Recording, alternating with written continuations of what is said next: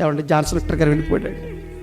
బాబు బాబు అంటాడు ఆయన నన్ను, నాకు దేవుడిని చూడాలనిపిస్తుంది బాబు, దేవుడి మీద బెంగ అయిపోయింది బాబు. ఎవరి మీద బెంగ అయిందంట? ఎవరి మీద బెంగ అయింది? దేవుని మీద బెంగ అయిందంట. నువ్వు అనగలవా మాట? మా పిల్లల మీద బెంగ అయిందండి, మా భార్య మీద బెంగ అయిందండి, మా ఇంటి మీద బెంగ అయిందండి. ఇంటి మీద బెంగ, ఇంటి మీద కాదు, లోపల ఉన్నవాళ్ళ మీద బెంగ. ఎప్పుడైనా దేవుడు అంటే నాకు బెంగేసిందని అన్నవాళ్ళు ఈ ప్రపంచంలో ఎవరైనా ఉన్నాడండి? ఒక్కడు. ఇప్పుడు మీరు అన్నారా?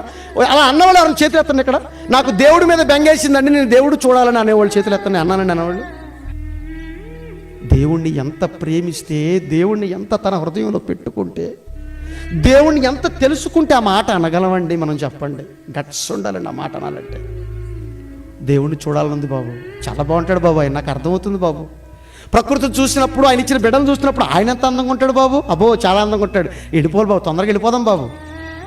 బెంగేసేసింది బాబు నాకు. అలాగే వెళ్ళిపోయాడు, తొందరగానే వెళ్ళిపోయాడు.